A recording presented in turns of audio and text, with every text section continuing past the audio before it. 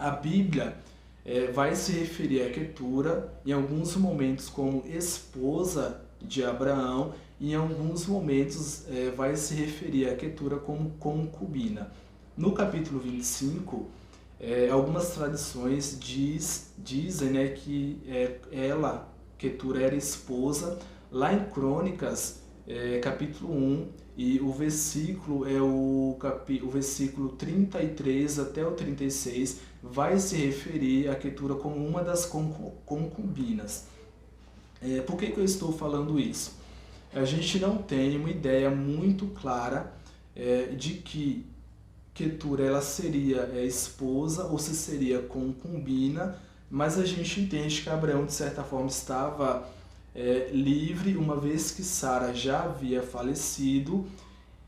E aí alguns eruditos eles irão dizer que Quetura era concubina de Abraão, e isso quando no momento em que Sara estava viva, e aí depois, quando Sara ela falece, Quetura se torna esposa. Então a gente tem essa ideia, uma das teorias. Uma outra ideia que a gente vê por aí é de que Quetura e Agar seriam a mesma pessoa, ou seja, lembra que Agar é expulsa do clã de Abraão e posteriormente Sara falece e Abraão ele volta a ter relações com Agar, só que agora ele muda o nome para Quetura.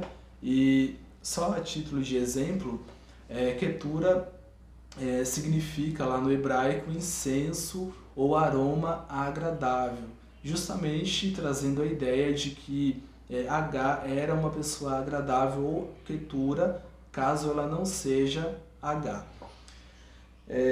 A ideia mais aceita é de que Quetura era concubina, porque lá no livro de 1 Crônicas, o autor vai se referir a ela como uma das concubinas de Abraão. Ou seja, Abraão ele não tinha somente a Quetura, mas tinha outras concubinas. E a ideia de que Agar e Quetura eram a mesma pessoa, ela cai por terra, uma vez que quando Moisés ele traz os descendentes de Quetura, ele não coloca ali dentro dos descendentes de Quetura Ismael, e essa mesma narrativa também é repetida lá no livro de 1 Crônicas. Ou seja, a gente tem ali a Bíblia trazendo os descendentes de Quetura, e aí ele traz os 6 filhos que Abraão teve com Quetura, e dentro desses 6 filhos não está o nome de Ismael. Ismael é trazido à parte. Então a gente entende que por mais que tenha essa teoria de que Agar e Quetura eram a mesma pessoa, a própria narrativa mostra que não, e a ideia é de que de fato ela era uma concubina. Mas a gente não consegue bater o martelo e dizer se era concubina ou se era esposa, tá bom? Mas Abraão ele vai ter ali o seu primeiro filho, que é Ismael. Posteriormente vai ter a Isaac, que seria o filho da promessa, e tem 6 filhos com essa mulher Quetura.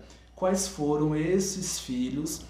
E aí eu vou trazer somente alguns deles, e a partir deles a gente vai entender mais ou menos qual que é a importância desses filhos. O primeiro filho seria a Zinram. A Bíblia vai dizer que o primeiro filho de Abraão com Quetura era Zinram. E aí a gente tem, galera, uma outra ideia de que Zinram, sendo o primogênito, ele teria dado origem a uma das cidades que se estabelece ali na região da Arábia Saudita, mas a gente não consegue afirmar isso, tá? E aí o outro filho, Joksam, a ideia é de que Joksam ele teria sido pai de Seba ou Sabá. E aí esse nome ele nos remete à rainha de Sabá, Lógico que essa não é uma teoria que a gente encontra fatos ou a gente não consegue afirmar através da arqueologia, só que ela é uma ideia que faz sentido e eu estou trazendo para vocês justamente por isso.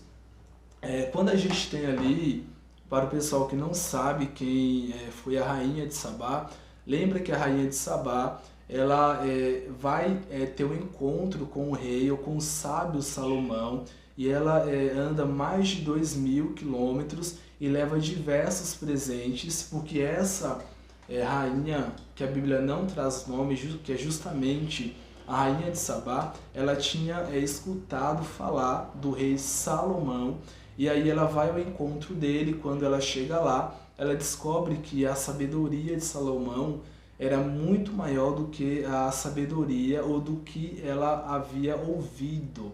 E ela dá diversos presentes a Salomão, e aí a Bíblia vai dizer que nunca houve tantos presentes dados a Salomão como o que a rainha de Sabá havia dado.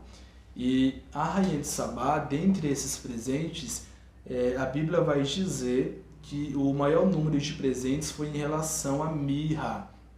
E a mirra, só para você compreender a linha de raciocínio, ela eram especiarias ou eram perfumes, vamos colocar dessa forma, que se originou justamente na região do Leme e na região ali no sul da Arábia Saudita, e quem habitou nessa região foi justamente um dos filhos ou os filhos de Abraão com a escrava ou com a concubina Quetura.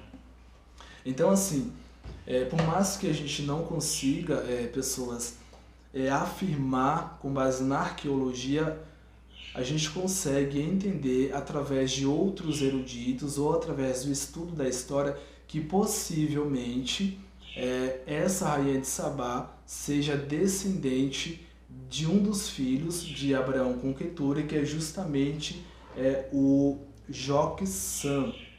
Então, além disso, Abraão vai ter outros filhos com Quetura. A gente tem Midian, e aí Midian, a gente consegue de fato afirmar que Midian vai dar origem aos midianitas, e os midianitas, como vocês já conhecem a história, já sabem, os midianitas eles habitaram aquela região e vai entrar em guerra diversas vezes com os israelitas, tá?